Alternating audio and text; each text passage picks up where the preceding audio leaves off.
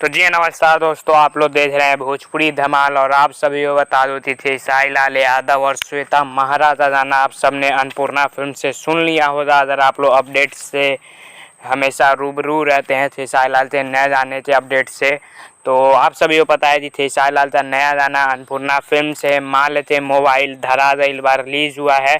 और उसी गाने पर आज सुबह सुबह साई लाल ने अपने आईडी से श्वेता महाराज के साथ में ये रील वीडियो शेयर किया है, जो कि आप लोग देख सकते हैं।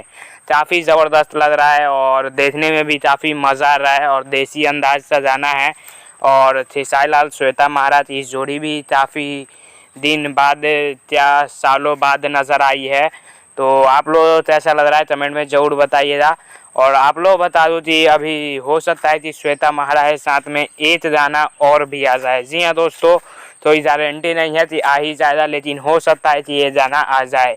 वैसे तो शायद फैन था ये रील वीडियो देखकर ही सुबह सुबह मूड आज बन गया होगा, लेकिन मैं इस रील वीडियो लेट से डाल रहा हूँ। आपको कैसा लग रहा है कमेंट में ज़रूर बताएं। जय हिंद, जय भोजपुरी।